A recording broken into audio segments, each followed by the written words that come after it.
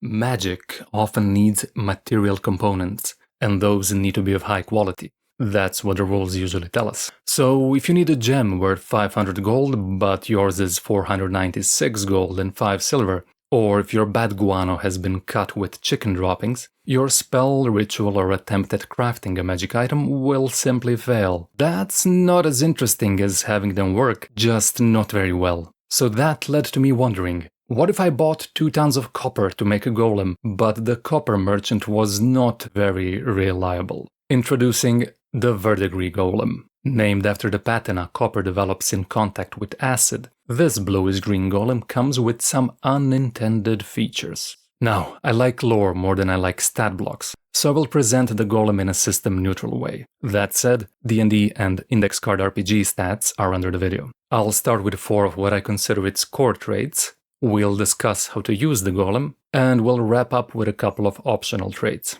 So what sets this golem apart from other golems? First and most iconic, poison patina.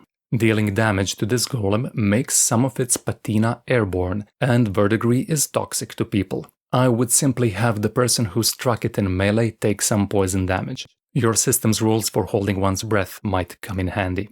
Trait number 2, toxic reaction. As its creation didn't go very well, this golem is vulnerable to acid, taking double damage. However, the resulting reaction between the acid and the copper creates a whole cloud of verdigris particles around the golem. I'd go with a 10-foot radius around the golem and behaving like any mundane dust cloud. It doesn't hang around for too long, and wind can move it or blow it away harmlessly.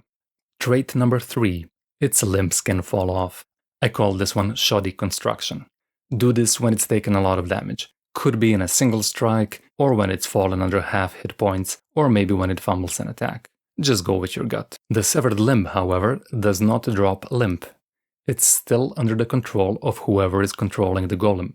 The limb can attack, though not very well. Its main mode of locomotion is flopping around. Number 4, resistance heater. The golem doesn't conduct electricity very well. It's still immune to lightning damage, but lightning makes the golem very hot, adding fire damage to its attacks. Cold damage counters this, and the golem melts upon death if it was hot.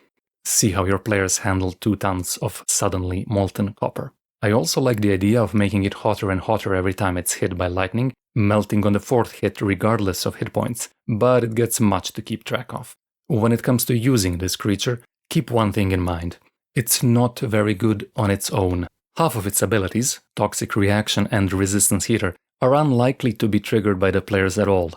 So, presumably the golem comes with a free wizard who controls it and can trigger those abilities by hitting it with the right spells. You could also put it in a room where lightning and acid traps will do the same.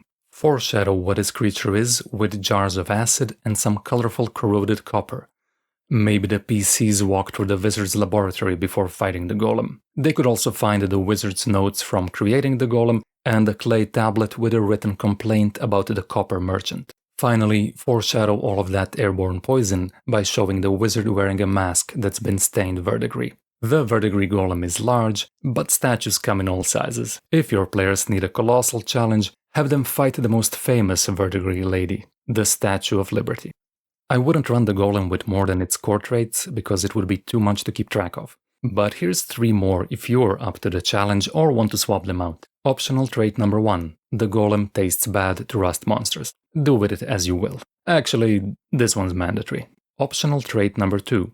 Hitting the golem with fire burns away its poison patina. Patina resets only if hit by acid. And number 3. Lightning Rod. I'm keeping this one for the actual copper golem I'll release next, but it might be fun to throw it in a weaker capacity, say at a 5-foot range. This ability causes any nearby lightning to be diverted into the golem. It will synergize well with the resistance heater trait. I'm Salty Nick, that's all for now, and I hope to see you again at the tavern.